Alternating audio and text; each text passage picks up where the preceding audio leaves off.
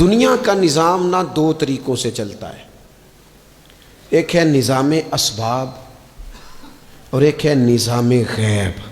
ایک نظام اسباب سے چلتا ہے کہ آگ جلاتی ہے، پانی ٹھنڈا کرتا ہے، انسان ماں باپ کے ملاپ سے پیدا ہوتا ہے۔ دنیا نظام اسباب سے چلتی ہے اور اسی ترتیب سے نظام آگے چل رہا ہے۔ اور ایک ہے نظام غیب، جب اللہ اپنی رحمت کا فیصلہ فرمائے۔ تو ایک نظام وہ بھی ہے، وہ کیسے ہے؟ آگ جلاتی ہے، لیکن جب رب چاہے نا تو حضرت ابراہیم کے لیے ٹھنڈی ہو جاتی ہے۔ یہ کیا ہے؟ یہ نظام غیب ہے۔ نظام اسباب یہ ہے کہ ماں باپ کے ملاپ سے اولاد پیدا ہوتی ہے، اور اگر رب چاہے نا تو حضرت عیسیٰ علیہ السلام کو بغیر باپ کے بھی پیدا فرما دیتا ہے۔ ہم جو مسلمان ہیں نا، ہماری ساری کی ساری توجہ نظام اسباب پہ ہو گئی ہے۔ اسباب پورے جمع کرو، لیکن اپنے رب کی بارگاہ کی طرف رجوع بھی کرو۔ کئی دفعہ نا اسباب سارے بندے کے ہاتھ سے چھوٹ جاتے ہیں، پھر اسے ضرورت ہوتی ہے دست غیب کی، اللہ اس کی مدد کرے۔ جو آیہ کریمہ میں نے قرآن مجید کی پڑھی ہے، اس میں اللہ کریم نے فرمایا یا ایھا الذین آمنوا توبوا الی اللہ توبۃ نصوحا، اے ایمان والو اپنے رب کی طرف رجوع کرو، اپنے رب کی بارگاہ میں توبہ کرو، پر توبہ سچی کرنا، رجوع الی اللہ کرو، اللہ کی طرف رجوع کرو۔ بعض اوقات سارے نظام ختم ہو جاتے ہیں، نظام اسباب، اس وقت ضرورت ہوتی ہے رجوع الی اللہ کی، کہ نظام غیب آئے۔ حضرت سارہ رضی اللہ تعالی عنہا جو جناب ابراہیم علیہ السلام کی اہلیہ ہیں، آپ ایک رستے سے گزر رہی تھیں، حضرت ابراہیم علیہ السلام آپ کے ساتھ تھے، تو جس رستے آپ تشریف لے جا رہے تھے اس رستے میں بادشاہ بڑا ظالم تھا۔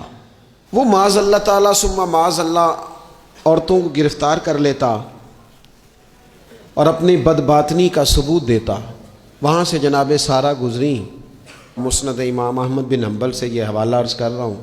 حضرت سارہ کو اس نے گرفتار کر لیا۔ جب وہ جناب سارہ کی طرف بڑھنے لگا تو اب وہ جتنے اسباب تھے نا اس وقت کے، وہ سارے اختیار کیے گئے، لیکن اس بادشاہ سے جان نہیں چھوٹی۔ جب وہ بڑھنے لگا تو جناب سارہ نے پھر رب کریم کی طرف رجوع کیا، مصلی پہ بیٹھ گئی، کہنے لگی مالک اب تو ہی کرم فرمانے والا ہے۔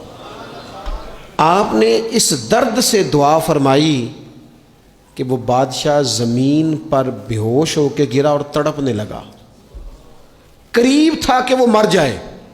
تو حضرت سارہ پھر مصلی پہ بیٹھیں اور اپنے مالک کی بارگاہ میں عرض کرنے لگی مالک اگر یہ مر گیا تو مجھ پہ الزام آئے گا کہ میں نے مارا ہے، اسے مارنا بے ہوش ہی فرما۔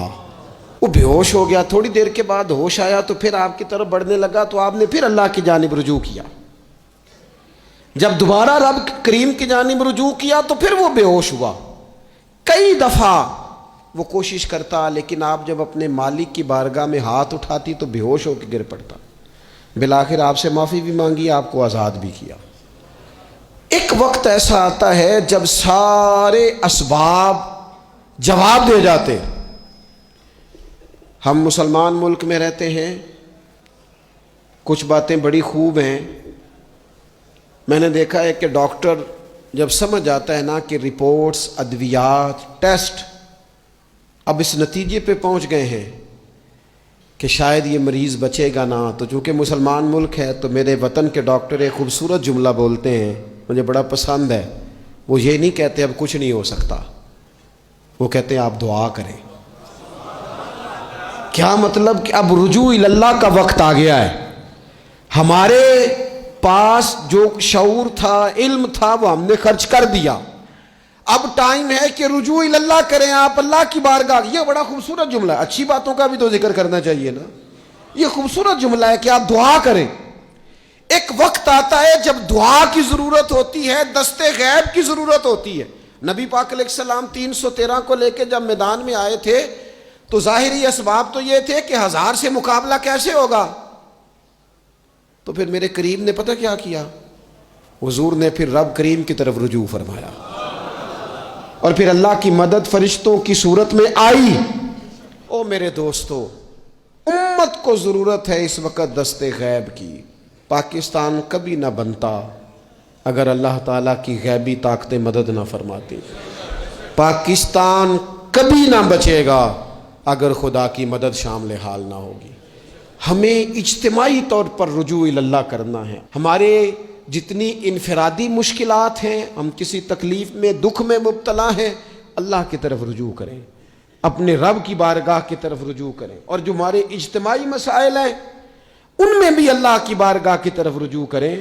جب ہم یہ رجوع کریں گے مالک کے حضور، تو پھر اللہ ہمارے لیے راستے واضح فرمائے گا۔